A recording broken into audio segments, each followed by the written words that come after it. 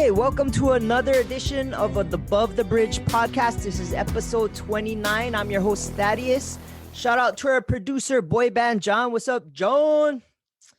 All right. Shout out to our sponsors, defendhawaii.com. Right now, if you go on defendhawaii.com, use promo code ATBpod upon checkout, you'll get 15% off your whole entire order. Defendhawaii.com. Also, Detail Garage Hawaii. If you go on their website as well, detailgaragehawaii.com, promo code ATBpod, 15% off everything you order. Okay, my guest today, I had the pleasure to eat their great food. They're a chef and they do something way different. Their company's called The Guarden. I'm welcoming to the show Kevin and Sabrina. What's up, guys? Hey, how's it going? Thanks for having us on. Thank you so much for having us. Thank you guys for Thank you for coming on. Because after eating your guys' food, I have to let the world know about you guys. Because, like I said before, you guys probably the top 2-3 meals I've ever had in my whole life. So yeah, we appreciate that. Thank you so much. Yeah. So kind of background. So I met you guys through one of my friends who had you guys, which was something super random. He asked me if I wanted to come over for a fine dining dinner, and he was having a chef, and it just so happens to be you guys. And you guys came to his house, set everything up, did a 5-course meal, and it was like the most amazing meal I've ever had. I want to know from start to finish, how did you guys come up with this idea? It's so random. I've never experienced this before. So how did you guys come up with that idea? Definitely very unusual to have a chef come in with someone to design the table set and the table scape, which Sabrina does beautifully every single time. But the decor on the table, everything was set up nicely. Yeah. So I guess what kind of kick-started everything was we were both in the industry. I was bartending, Kevin was cooking. And I just kind of had this crazy idea. I was like, hey, let's just travel the world for a whole year.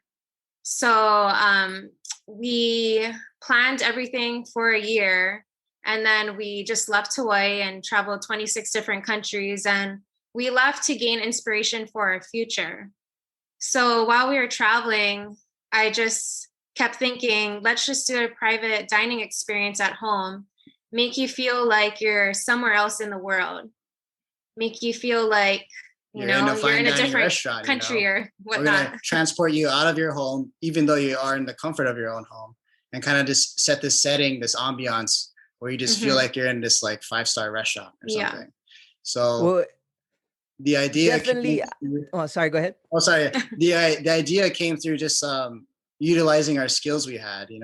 Sabrina has this keen eye for design and interior decorating, and then I've been cooking for over 10 years in a few fine dining restaurants and honing my skills. And then after traveling for a full year, we just saw all these things that inspired us, from decor, tile work, the food, the markets, and everything. And we wanted to bring that back, and Sabrina kept pushing us to do this. I was a little hesitant because I wasn't sure if I could do it, but with her by my side to keep pushing me and hey, let's do this, come on. Yeah.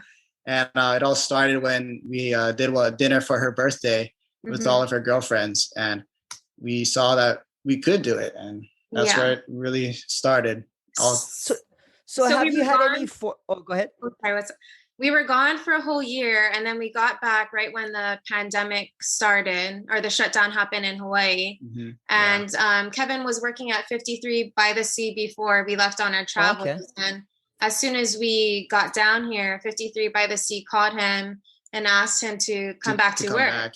So we gave it some time. And then in June, I wanted to do a party with my girlfriends, and it was COVID.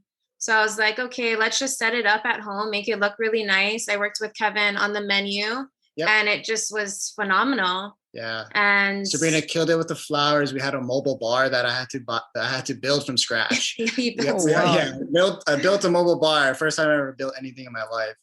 And then we hired a bartender. Sabrina created the menu. Bartender did the drinks. We had the full menu. We had someone help me out in the kitchen as well. And that kind of just kick-started everything. Really did, yeah, because Sabrina bought the supplies, we got the tables, we got the linen, napkins, plates, and glasses, the silverware, just to kind of set us off. And then that was what really kind of kept it in our minds, like, we can do this. Yeah. So what, you guys only been doing this since June? Well, we started, our first day was October 17. Yeah, that was and it was really for Josh Titofi, and we had no idea. And it just was like, oh my gosh. Yeah. October 17th was our opening weekend. Yeah. Because in June was just the first dinner to test run it. And then we kind of, had some other people reach out and wanted to do another, like, they're like, oh, Kevin, I heard you do like cooking on the side. Can you cook for our birthday? Or, my boyfriend's birthday. I was like, yeah, for sure. So, we just did a little thing. Just like playing around with it. I think we could do this. Yeah, I think we could do this. And we did another party for their family. And then from that, I was like, okay, let's get this done. And then Sabrina started the Instagram, social media, I swear, just like, boom. Just like, yeah, what a blessing. Well, I mean, anybody who tries it, your food, like, by far will, word of mouth will spread really quickly. So I wanted to ask you, did you have any formal culinary training? Yes, I did. So after high school, I worked in a dish pit in a local restaurant in Hawai'i. Gained gained interest in the restaurant business. And I was going to KCC. I switched my major to culinary. And then I finished that 2-year program with the Associate's Culinary Arts.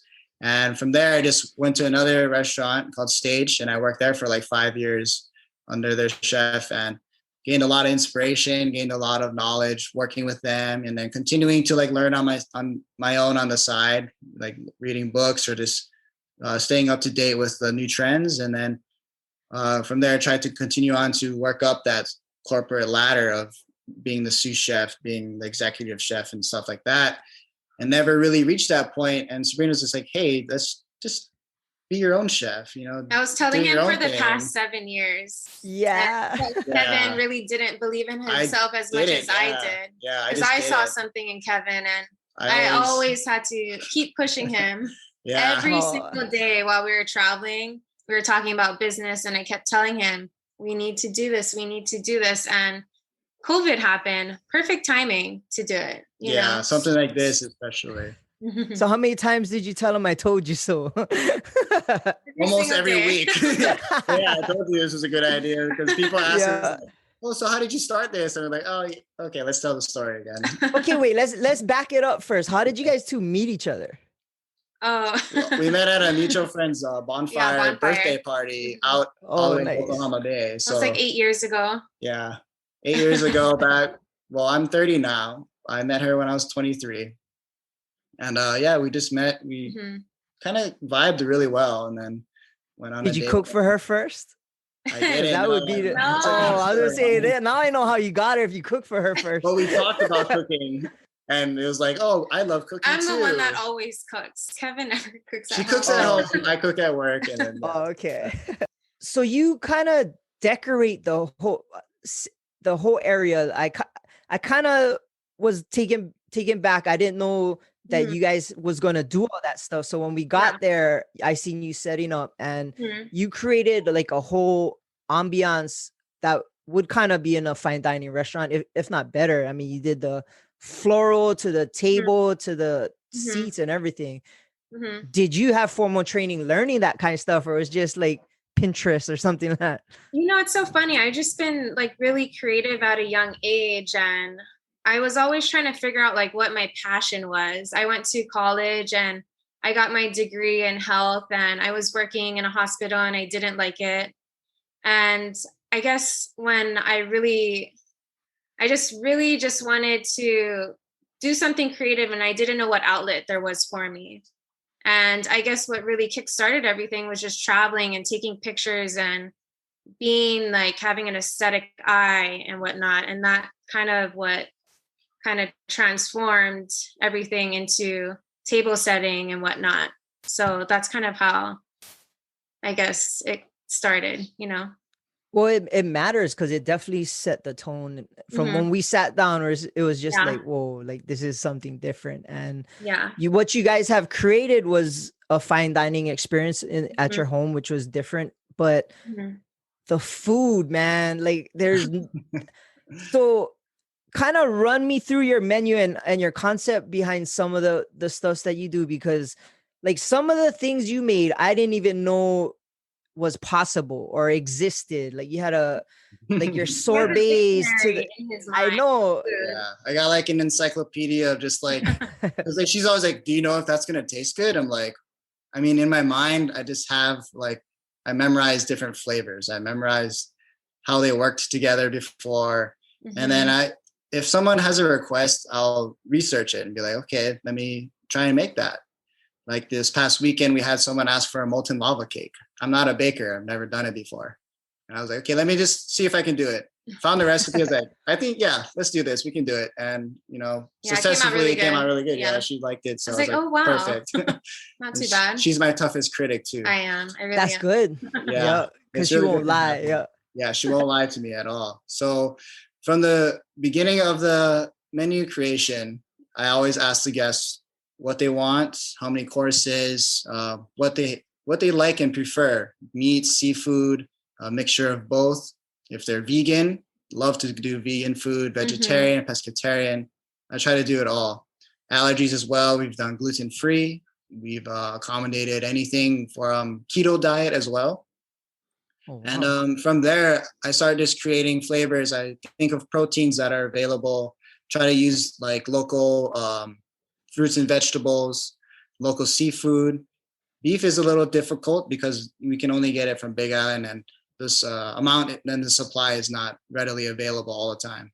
But from there, we kind of create, what kind of cuisine do you want to do? You know, you want Asian infusion? Do you want Italian, European? We've done some Moroccan flavors.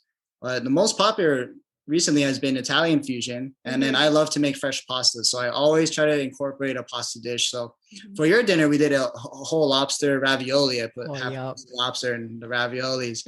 And then we also do like, do you want to do luxury items? You know, fresh truffles.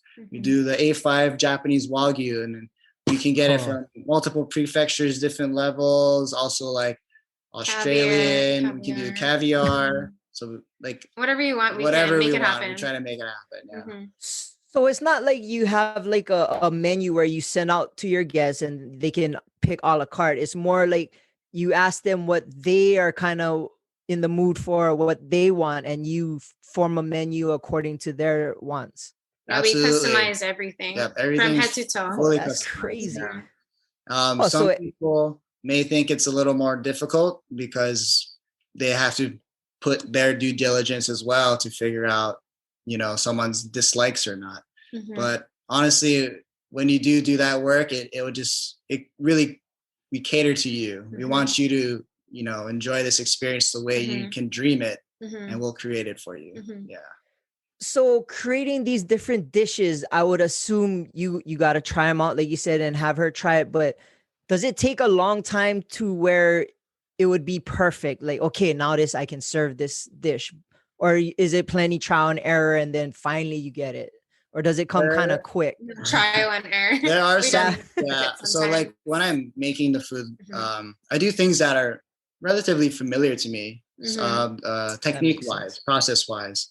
There are times where I'll do new things like aerating a potato cream, or like making a sauce I've never done. But when I'm doing it, I'm tasting my food all the time. A great chef always tastes their food before they serve it. So even before service, when I'm cooking at the person's house, always tasting the sauce. Okay, does it taste right? Is there enough salt? And then fix it on the fly if there's too much or something. But the trial and error part comes sometimes when I'm just really trying something new and I really need to test this. Like I did a jackfruit creme brulee. I never made a jackfruit creme brulee. You know, I did one recipe. If it's something we've never made before, then we'll definitely try it. But if it's something we're familiar with, we'll just try it as we're cooking it. Oh, okay. Yeah. So basically, I forgot to mention is you cook at the person's house. You use their kitchen. Right. I was always thinking, like, what if they didn't have some kind of appliance or something that you needed, or is it just basically stove oven? Well, Stove and oven. yeah. Really, Our yeah. first dinner, we did it at a hotel room and there was no kitchen. So we brought our own burner and everything. Yeah. And we Oh, cooked okay. on the rooftop. So we can it's- make it wow. happen. Yeah, if, it's definitely possible. Mhm. Yeah, we did our own little burner. We had everything kind of pre-cooked, and we could warm it up simply, and had some cold dishes that we could keep in the mini fridge or something like that. But I definitely prefer having definitely a full stove kitchen and a gives you oven. the full experience. The that full we can give experience, you. for sure. Yeah, because that's kind of adds to the ambiance. He's literally cooking the food right there and bringing it out. What I thought was super cool was every entree, every dish, you came out and explained it and kind of got you mentally ready for it to try it. So it kind of merges your mind and your taste buds. So thinking about what you're saying, it just sounds so good. By the time you get to eat it, it's like, oh, brah. Like, how did you come up with that idea? Or was it just something that's normally done at a fine dining restaurant? So at fine dining, they usually have a spiel. The server goes out and explains the dish, right? They go through like training, and like the day before, if they have a special, they get the rundown from the chefs, like, hey, this is what's going to be on the plate, this is how it's going to taste, and this and that, these are the techniques.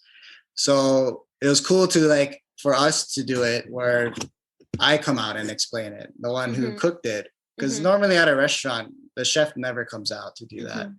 So I kind of gave it that really personal feel that Sabrina said this would add a nice touch. If you came out, you talked about the food, where it came from. Yeah, I feel like there needs to be a story behind every single dish. And where you like our kulolo, like we pick it up at a farm and we pick the taro ourselves, you know.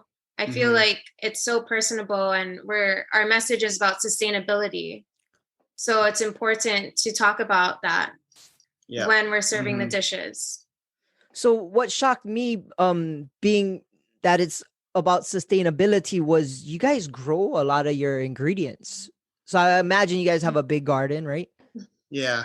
It's getting there. It's getting there. It's a work in progress. So it actually helped when we came back in COVID, because I spent about a month and a half ripping out all the weeds, planting grass, redoing our two garden plots. And like, it was pretty nuts. California.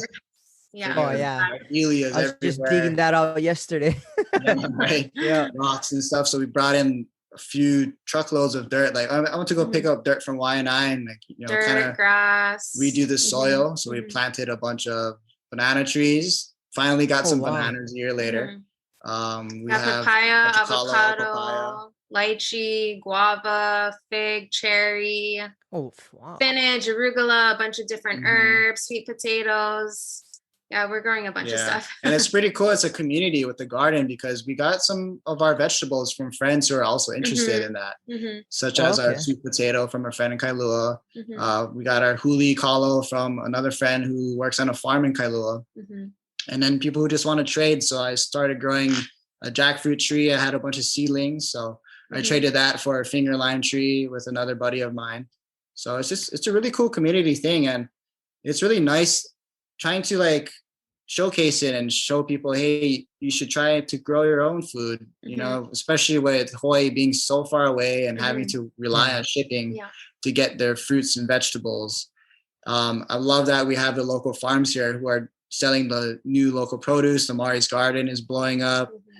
We have edible flowers that we grow as well. And then there's a lot of people who are growing that here too.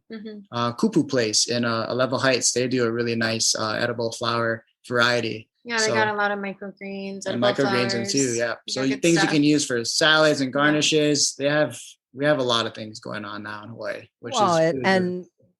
What was nice is that you would explain that they come from this certain local farm. And absolutely. I mean, that's a little bit advertising, but it also shows that you're working with these different farmers and helping out local businesses. Trying to support local for sure.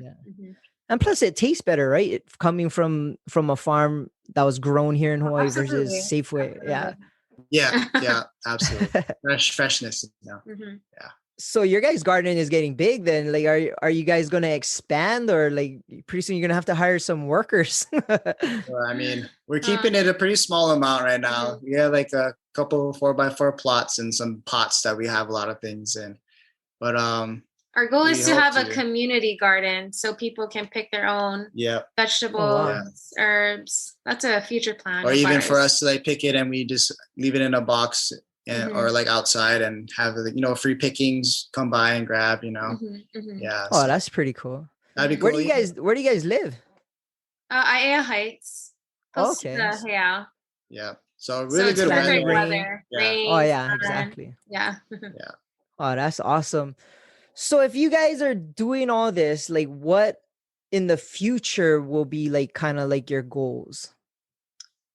I think just expanding and having a team that does exactly what we do and go to multiple houses. I think that would be a fantastic goal to have, you know, and just expanding the garden. Like hiring a team that, you know, we can entrust to provide the same experience, provide the same skill set to execute a proper dinner, you know, work with what we do and take that along. And we love to train other chefs and people who are looking to work for themselves, you know, because being in the restaurant industry it's tough on you. It's tough on your soul. You know, you don't make a lot of money. You don't get a lot of recognition unless you're the chef, you know? So we want people who are hungry to create their own thing.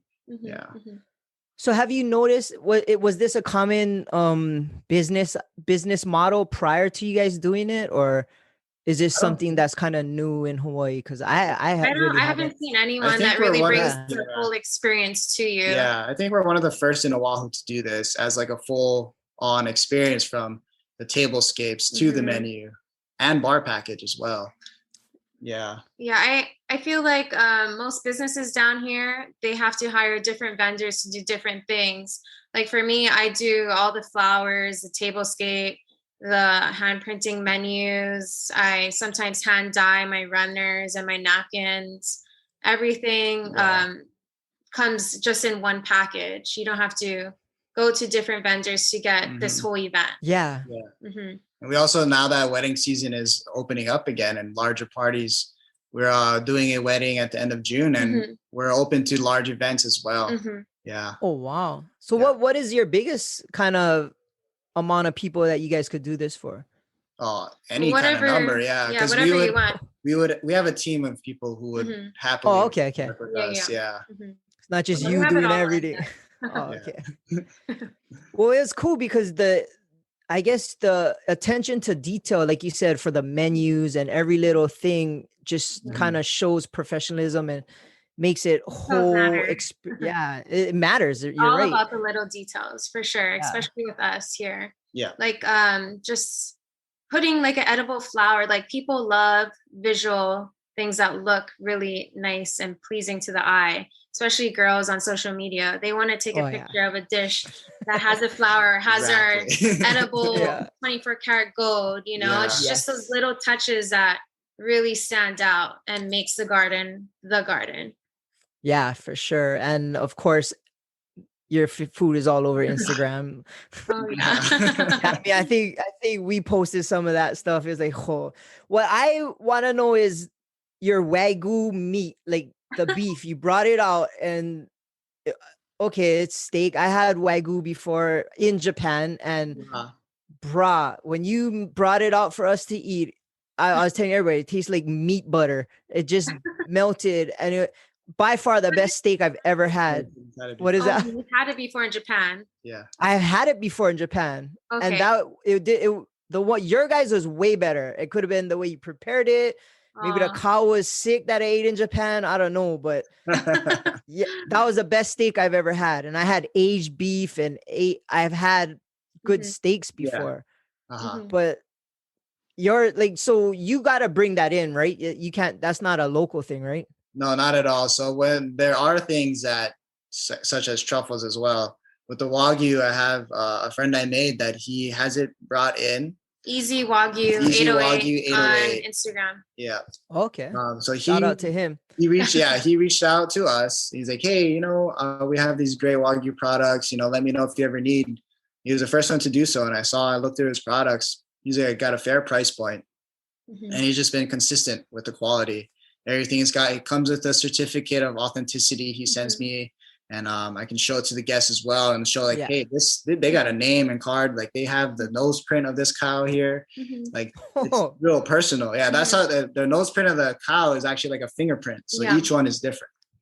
So they got the name and everything as well. So wow, it's definitely, I would say the way I prepared it was probably a lot more different from like a Japanese style. Japanese are more about like the quality, you just eat it by itself with this and that's it. I wanted to kind of just elevate and like, hey, let's put a little twist on it. I'll cook it like a steak, but add those Japanese flavors along with other condiments that will like go with just like a steak would. So I try to play around it. Kosho on top, some thinly sliced. Do a little bit of red wine demi-glace, which is more of a nice French salt way. On top. Yeah, it's all about how you prepare it. Yeah, it was amazing. And if I ever fortunate to eat your guys' food again, that's definitely on the list that I would pick for sure. Yeah. So seafood, do you guys work with local fishermen, or do you go to the auction block, or how do you guys, because your fish and your seafood was pretty amazing just as much as the steak was. Sometimes we went fishing to go get some fish. Yeah, and sometimes I go with my friend to go catch fish and stuff and get like menpachi and all that. But working with like the Guarden, it leaves me very little time to do that. But I mean, hopefully I can go out on the boat again right now during ahi season and catch a big ahi. Yeah. Well, it seems like you're pretty hands-on with all your ingredients and kind of know exactly what works. Does so would you ever consider having a brick and mortar or an actual dine-in restaurant? No, not even close. We have so much freedom doing what we're doing now, and it just right now this works for us, and we wouldn't have it any other way. Yeah, because having a brick and mortar, you got to stay open as much as possible. Yeah. You got to be there, So with this, we don't have all these overhead fees and costs, and it's just kind of the freedom to just do what we want right now. Yeah.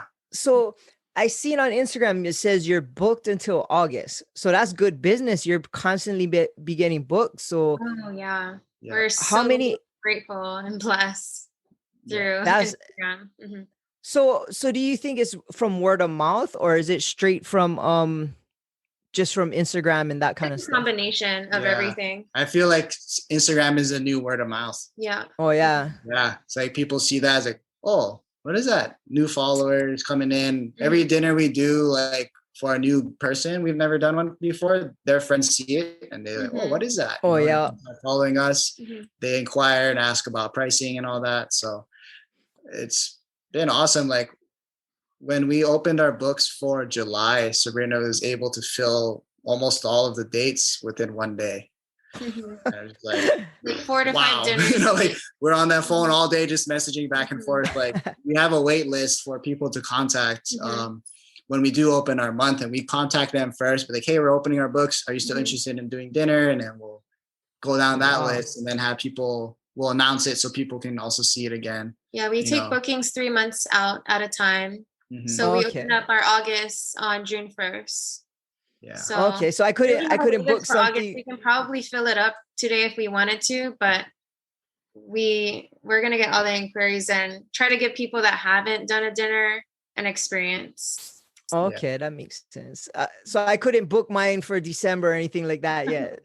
You have people can be on the wait list. Okay, cool. Put your calendar and we'll contact you when we do open. All right. Hopefully you can bump me up to the top of the wait list. We have a couple for next year too. I'm like, oh, that's way too far out. Yeah, I was like, we don't know where we're gonna be. We don't know. Point, That's true. Yeah. So how do you guys find time to kind of make sure your relationship is good? I mean, it's 24/7 around the same person every day doing the same things. Like, how do you guys? So much, like I just can't get enough of her. I know, right? I don't know. We vibe so well. We work really well together, and things are good. I mean, just spending time together at work. I mean, that's quality time already. Of course, we have our arguments and stuff. I mean, who doesn't? Yeah, right? who doesn't? Yeah. But so it's really enjoyable at the venue. We really just, people always notice like, wow, you guys work really well together. You're so definitely dynamic. And it feels good to hear people notice that, you know. Yes, it's something I noticed too. Yeah. And I was like, because I didn't know you guys were together until after, and I'm like, that makes so much sense, because it's like she's reading his mind. He knows what to like. It was just a good team. We've been and together for so long, so I think we can read each other's minds. It was good practice. Traveling for a whole year together. We spent 24/7, 365 days together, just traveling. So what countries did you visit while you were traveling? We went to 26 different countries. We started in Europe, and my mom's side of the family lives in Paris, so that was their home base. When we were traveling around Europe. We actually started France, and then we went to Egypt, Morocco, did all of Europe, everywhere. And then we went to Asia and did all of Asia. So we went everywhere. Yeah, a lot of the Western Europe. We did like the coastal cities. We're doing a lot of big cities. And then after a while, just getting kind of burnt out. Boring. It's just like, it's the same city, same museums kind of thing. And but every place had their charm. Yeah. Every place had their little thing that was like, I would go back for that. Nice. So when you're traveling and going to all these restaurants, do you just sit down, eat the food, or do you like go try and talk to the cooks and the chefs and try to pick their brains, and were they receptive to that? Well, I feel like we were more able to do that with people at the market. Say for like a restaurant, we would go in and eat the food. Sometimes you could talk to the servers. And then of course the language barrier was always a thing. True.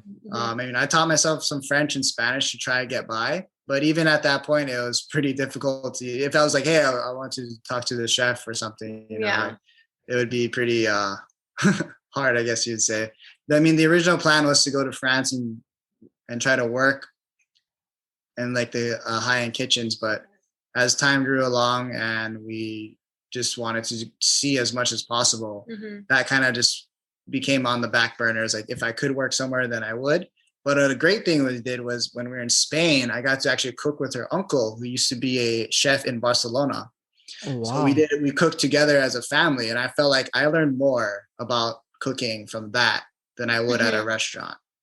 And then we stayed at a lot of Airbnbs as well. And we got to cook. We stayed with local families. You know, we stayed with people living in the house, you know. And we got to cook with them and learn about their culture. And I felt that's how you really learn how to cook, you know, through home cooked meals. Yeah, for sure. Yeah. So what would be since you traveled all over the world, what would be kind of like your favorite, like, okay, what would be your go-to if you had a choice, or is it just everything? But what would be your favorite kind of ethnicity for cuisine? Well, we love Thai food. We eat Thai food at least once a week down here.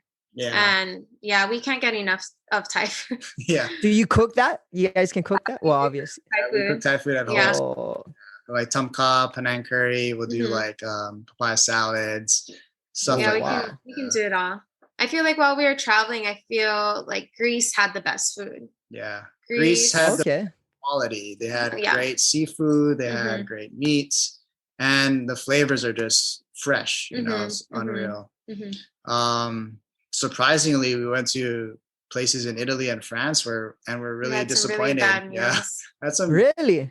I had a burnt, you know, like veal escalope, which is just like a breaded veal chop, burnt. I was like, what is this? I had a duck breast, and I was like, okay, let's order the duck breast. It's probably really good. It was undercooked. I was like, what's going on here? It's hard to at least you can pay attention to those kind of details. I probably would have thought it was amazing. Yeah, but I mean, it's like just like here, like not every restaurant is going to be great, but I feel like Hawaii has the best food all around. Really? Anything you want down here, any cuisine you're craving, Hawaii definitely has the best food in the whole world. Yeah. Wow, I'm impressed. I would never have guessed that. But I guess you're right because we're the most diverse, right? Yeah, melting pot. We've Melting got pot. great Thai food, great Vietnamese pho. We've got great fresh made pastas and like Italian food. We've got French All of food, it, Filipino oof, food, anything you Filipino want. Yeah, food, that's true. yeah, Oh, Japanese so food. so have you ever had to do a Hawaiian food for one of your dinners? Oh, Oh yeah, absolutely. that's actually Oh, That's kind really? of my favorite. specialty. Yeah, that's one of my favorites. Oh, To do. okay. Yeah. Mhm. I like to showcase Hawaiian food because I mean the Hawaiian food anywhere else is just like a same kind of lao lao. You know, you get the squid luau, Yeah. like short rib pulehu style or something like that. Yeah, you So definitely like to modernize it. yeah, I like to modernize it and showcase it to people like, hey, you can have Hawaiian food, but make it taste like this. You know, we had a guest we did who doesn't eat poi, who doesn't eat lao lao. And then I did this lao lao dish and they're like, wow, that can taste like that. Like, you know. So what would your Hawaiian dinner kind of be like? What would be the rundown on that? I'm just interested to know because that like gourmet fine dining Hawaiian food is not in my mindset. So what would your kind of Hawaiian, because that might be the next one. Like For sure. well, of course with Wagyu. And with the addition, we'll do a little course of that for sure. So Yeah. breakdown would be, so like the first course would be a Hawaiian taro dauphine, which is something I've been doing recently. I think you've actually had it as well. Or Yes, I did. And the yeah, taro. the breadfruit and the taro. So I would use one of those and do that little donut with the pesto using Yes. macadamia nuts and local Arugula, produce. Spinach sourced from our garden. Yeah, sourced from our garden. And then we can go either way with like an octopus salad with opai. The opai is a little dried shrimps and do like a vinaigrette with that using like ho'i'o ferns, blanching those. You can find those from Big Island. They farm those a lot. You know, kind of use that Hawaiian style. Like that's a pretty old school Hawaiian style dish with the opai, tomato, and fern. We can do, well, the entree definitely would be my beef lao lao, quote unquote lao lao, with a luau leaf puree, a nice zesty tomato relish with Hawaiian chili pepper water and making a gel out of that. And then red wine braising the short rib though, throwing in a little technique of like the French style cooking to kind of just elevate the flavor, you know, get something different into the mix. And then aging poi for 3 days at least for a sauce as well. And you pound your own poi. I haven't been pounding my own poi, but get it for sure. Oh, okay. It's like local. Okay. Yeah. Like 5 hours or something like that. No, that was a kulolo. Oh yeah. That's I have pounded before though, but yeah. A long time. It would take me, I think, a little bit too long to do. Okay.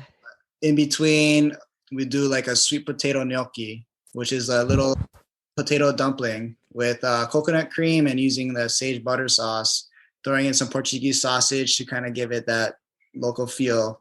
And then using like some greens, sweet potato greens from our garden that we use to like, you know, it's pretty much the green from the sweet potato grows out kind of like how you would eat spinach or something. Just toss that. Oh, that's edible? Yeah, it's edible. Like a potato. Yeah, and it kind of has flavor of potato too, which is really nice. Yeah. I see it all the time in Filipino markets, like in Seafood City in Eva Beach. They've got all the yam leaves and stuff like that. So it's just kind of like, even like shopping in places like, I never shopped at a Seafood City until I went there looking for like some local produce, and I see that they have all kinds of stuff there. Yeah. I ube extract to make ice cream from over there. I didn't even know they made that. Yeah, it's like a cool little color and everything too. Yeah. But that's pretty much like a rundown. And then the dessert would include our kulolo as well, the way we cook it, butter frying it, get a little crispy edge on it with one of our ice creams. And do jalapeno ice cream if you want. Whatever you want, we can make. Yeah. Okay, so that sounds better than any luau I have ever been to, for sure. So where did you guys grow up? Let's see. So I was born here. And when I was 2, I moved to Maui with my family. And I lived in Wailuku, Kahului area. Okay. And I came back when I was 9 and lived in the East Honolulu area. Pretty much grew up there. And that's pretty much my upbringing. And you went to Kamehameha. Yeah, I went to Kamehameha. And then I graduated from Kaiser High School. Yeah. Oh, okay. So you got kicked out. Voluntarily left, I guess. Allegedly. Okay, that makes sense. Okay, what about you? I was born and raised in Aiea. My mom is from Paris and my dad's from the mainland, and they met here on vacation and they just never left. That's awesome. I like those stories. Yeah, Hawaii just gets you, Yeah. For real. Yeah. So okay. Sorry. My mom. No, go ahead. My mom grew up in Liliha area in the Kalihi. Okay. In a small apartment with her 5 brothers and sisters, and her grandma. They owned a delicatessen called Honda in Liliha. It was pretty popular back in the day. But I like to say like that got transpired through the generations of like the interest of cooking and stuff, because so that's your roots. That's my roots. I feel like, something that I learned that as a kid, and I thought that was really cool. And then I would start watching cooking shows with my mom, and she raised three boys pretty much on her own for a while. So I would help her in the kitchen, and we do Sunday barbecues and stuff like that. And it just grew like a whole interest in cooking. And then we would just like together watch like the Iron Chef or something.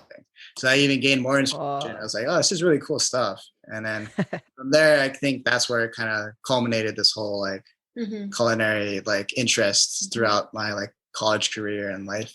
Yeah. That's awesome. So cooking was a passion from at an early age. Pretty much. Yeah. I would try to make eggs in different ways as a kid, and my mom, and she'd be, oh, it tastes so good, but I don't know if it did. So, Yo, can't tell. Wait, so would you ever try to go on like Iron Chef or like Chopped or something like that? I think you should. Yeah, she'll get you there for sure. The shows, I was like, I don't know, it's kind of like, just never know. You gotta just try, go for it. I don't know. Chop got some crazy like ingredients. They have like leopard pancreas and then taro and then fruit cake, and then you gotta make some shit with that. It's wild, but I mean, it'd be fun. It'd be fun. Yeah. Yeah. So it was recently brought to my attention by one of your guys' friends, Kione and Steph, and I want to address this to get everything out in the open. On social media, you've been getting some fake accounts writing your guys' business model, right? Yeah. Yeah, we had a fake account. We were doing a giveaway. We had a fake account made saying it's our second official site and asking people for their information to enter the contest. It's like, oh, you won, telling people they won, asking for information. And some people were giving out their credit card information. Yeah, sadly. Oh, I was close, but Kione texted me. Shout out to Kione. He texted me, don't follow these guys. It's a fake account. And I'm like, what are you talking about? I almost won one of their freaking dinners. He's like, no, they're not. That's not real. And I'm like, wow. Yeah. Yeah, there's only double underscore Guarden, GUARDEN. Yeah, so I mean, that's kind of weird that somebody's doing that. But I always thought flattery or being copied is a big form of flattery, but I mean, they're trying to get money out of it and stuff, but yeah, it's kind of cool that they're using your business, being that it's getting popular and people are starting to know about it. And I got excited when I thought I might have won something, you know what I mean? And I'm sure other people would have too, because they already had your food. So yeah, I guess people got to watch and make sure they get the right garden, you know what I mean? Due diligence. And yeah, I mean, when it came to our attention, we had people telling us, hey, is this you? We had to like reply instantly to everyone. I literally had 100 messages. I had to respond back to pretty people. Crazy, but yeah, it's like, wow. So sad. I guess we are doing something pretty successful where someone wants to rip off. Yeah. I guess we're doing something right. But and just to let you know, I did report them, and hopefully that helped. You know what I mean? They're shut down. They're gone. But good. That when we do the giveaways and the people who win, like it's an experience in its own, because we just did one for Mother's Day, and wow, like that, like doing that for someone who normally wouldn't, or like who's never done, like they haven't gone out to eat in for over a year. Oh, that's right. That's true. Yeah, I didn't even think of that. That experience, like they were just like blown away. They were just so grateful. And it's just amazing to do that. And yeah, another dinner we did for a giveaway. The family hasn't or could not afford to do a dinner like that. So that was their first like actual like fine dining experience, and they were crying at the end. I would have. That really just like touches our hearts and Yeah, makes it that, so like, worthwhile was to a chicken continue. That's awesome. Yeah, like we it was the Valentine's Day giveaway. Is a date with the mom, and the winner gave it away to the mom and dad, which we thought was awesome. And good for you guys. The dad like prayed for us, blessed us, and it was like, you guys are so great. And he started like tearing up, and it was like, oh man, just want to like give him a big hug, you know. But yeah. Good vibes. That's awesome. I like to hear that kind of stuff. That means you guys are doing things for the community. What I was gonna ask you, did you ever think about doing a cooking show? Well, absolutely. Yeah. We're also thinking about doing cooking classes. Oh, that would be awesome. Yeah. Like cook with you guys. Yep. I'd be down for that for sure. 100%. Yeah, we already had people's like, you should do cooking classes, you know, when we post on our story, and like we really want to. It's just trying to plan a time frame. Yeah. But it's definitely and we do have people waiting for us to do it. So I'm one of them for sure. We're gonna still do it. We're still gonna do it. Just hold on tight. Yeah. For sure. Yeah, I would love to be able to cook some of your dishes. That would be awesome. Yeah. Well, shoot, we've been going for about an hour. We can have Boy Band John ask the question of the day. Question of the week. Question of the week. Describe your best fine dining experience. 11 Madison in New York. Yeah, 11 Madison. Whoa. That was fast. We read that, and I was like, oh, we have a great answer for this one. Yeah. Okay. So I don't even think I asked it right. Did I even ask it right? What was the question? Say it again. Describe your best fine dining experience. Oh, okay. Yeah. I got my favorite and my worst. Okay, I want to hear both. All right. So we both agree our best fine dining experience was at 11 Madison Park in New York City. They are a 3-star Michelin rated restaurant. Okay, wait. What is this Michelin rating? I heard about it. But... Well, it's kind of strange. It's a tire company, Michelin. Yeah. Tire. They have like a core group of judges that travel around the world and secretly travel to restaurants, and then they, go through the regular service and they review these restaurants and they rate them from 1, 2, or 3 stars. 1 being the lowest. 1 means you should go eat here. It's a great experience. 2 means you should make it part of your plans if you're somewhere and you should go eat there. The experience and the food is great. 3 is make this a destination, like to travel somewhere, like travel here to go eat here, because it is impeccable. Service is excellent. Food is excellent. So that's how the rating is. And it's really hard to get. Like Hawaii doesn't have any Michelin star rated restaurants, which is weird. I feel like there's a few that could. We're hoping we can get to that level. Yeah, that'd be pretty fun. That would be awesome. What's it called? So this restaurant, the service was just impeccable. Yeah, the menu, like was unreal. Unreal. You kind of pick like certain courses you want to do. I think we had like 15 courses. Close, something like that. It was like 10 to 15 courses like that. And then the service, when they come up, they have like table side service. They light things on like everybody, on all the table. Servers, their hands are in sync. It's just so mind blowing to me. The timing is impeccable. The food, they have these little cool boxes and serving things they bring out, and like they even let us go in the kitchen. Oh yeah, we got to talk to the chef. Go into the kitchen and talk to the chef de partie that day, the chef de cuisine. Oh, wow. And they even did a course for us back there as well. And I was just like, wow, kind of seeing the whole experience. Yeah, so that one was our best. She has a story for her worst experience. What's the name of that place? It was in Bangkok, and well, they had this the place we went to that I didn't really care much for. They had a menu and it was just all emojis, and you're supposed to guess what was on the dish. And at the end of the night, they tell you what it was. And there was one dish that I thought was so just weird. And it says lick me on the dish. And it was like goat brains or some kind of brains. Yeah, it was and goat I was brains. just like, oh no. Goat brains made and dyed red, yellow, and green. And it just had it like in like stripe forms. And then it had they put a tongue emoji with lick me, and you had to lick it off your plate. And it was like a curry sauce. I had a great time. I thought the flavors were good. All I know is Would you have liked it if you didn't know what it was after?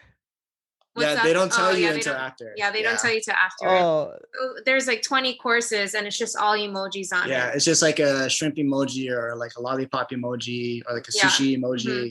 And you get what it is. Yeah. I mean, it's kind of cool and fun, but it was an experience. It was a really adventurous type of dinner. It was another Michelin restaurant in Bangkok. It's an Indian cuisine. I just can't think of the name right now. Yeah, I don't know. Oh, we saw it on Netflix, I think, right? Yeah. But anyways. I think my best fine dining experience would kind of be you guys, but in a restaurant, I went to one in Georgetown. It's called Philomena.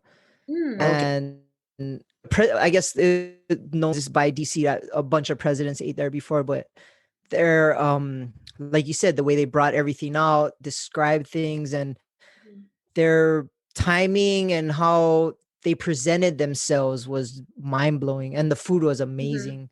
So it was Georgetown. It was called Philomena, and my parents took me there one time. And that was probably one of the best fine dining experience. But honestly, it didn't compare to what you guys brought. And for me, that was just something that I would definitely want to do again. And thank you. I really, hopefully soon. I gotta find more friends because I was fortunate. It was a weird situation. I got to go to Sage's house and he had you guys, and I knew I was gonna be going to Kayone house in a couple of weeks. So I was like, yup. Definitely disappointed that Kayone didn't have Wagyu, but yeah. Everything was amazing. I thought every single, and your sorbet, even your palate cleanser spoon of goodness was like super awesome. People love it. They always want to buy, pies. Yeah. I wanted to get a couple more spoons. In the future. Yeah. We're thinking. We want to try and do like a farmer's market stand and sell a product that we're working on. Yeah. Let me know. Hopefully it's the farmer's market in Kaneohe, Winard Mall, Wednesdays, Sundays. Yup. Definitely be there. All right, man. Well, how can we find you guys? So how can people get in touch with you if they want to try one of these fine dining dinners? So you can either email us at thegardengirls@gmail.com, or you can find us on Instagram, _Garden, GUARDEN. All right. In the email, the Garden is also spelled with GUARDEN. Okay. That's kind of because your last name, right? Yep. So my last name is Guard. Yeah, in our garden. So it's kind of funny that I actually thought of this name while I was going to KCC for culinary school, and I was with my classmate Christine Moon. She's actually one of the sous chefs at Pig and the Lady, or actually at Piggy Smalls now. But we were like working on we were like playing around, talking about opening a restaurant, like what would be on our menu and all this. And like I also wanted to call it the Garden as well. So that's it's finally here. Like my dream of doing this has come to life. Yeah. That's amazing. I'm like kind of looking forward to seeing how far your guys' career is going to go in the next couple years. I just hope that I'll still be able to get one of them dinners. Absolutely, yeah, man. Yeah. It's something I would want to kind of share with my sister and my dad and stuff. Like they would be just mind blown with your flavors, and yeah. Plus, too, I want to like show them I can find good food too. You know what I mean? Not just them always showing me. I think I would win though after that. For sure. All right. Anything else you guys want to shout out or say before we go? We just want to thank everyone for always continuing to support us. You know, all of the followers that have grown to follow us over the past few months or 6 months almost, right? Yeah, 6 months. You know, it's we really appreciate it. You know, we wouldn't be here without any of you guys. Like from just the support, entering the giveaways, booking dinners with us, or even just inquiring to see what we do. You know, we really appreciate you guys, and we love you all. Thank you. All right, on. I also think you guys will be inspiring some young chefs to kind of try your business model out and take risk. I mean, that's a big risk you guys did, and yeah, that's super cool. We're happy to inspire you. Yeah, we're definitely happy to inspire people. You know, there's definitely with doing things that are successful. You know, something that you see as an inspiration and you want to try out. Feel free. You know. Yeah. Hey, that's why we're here now. I trying this out. Right on it. Yep, for sure. And you can always find us on ATBpod.com. Our Instagram is Above the Bridge Podcast. All our videos are on YouTube, Above the Bridge Pod. Follow Boyband John on Instagram. It's BBJ8, the letter 08. He puts up some funny videos all the time, so follow him and give him some love. And mine is Thaddy Daddy High if you want to follow me on Instagram. Thank you guys for coming, man. I appreciate it. And after the first bite of food, I already knew I wanted to have you guys on. Like, I was excited when you were talking about it after dinner. I was like, yeah, let's do it. That's super cool. I definitely appreciate you guys for coming on. It definitely meant a lot, and I hope we can bring some shine to you guys. And shoot, just make sure you have me on the list when I want to book a dinner. Yeah, man. Right on. I appreciate it. Okay, man. Shaka for the cameras. Right on. Aloha. We're done. Shout out to the Artist Groove Network.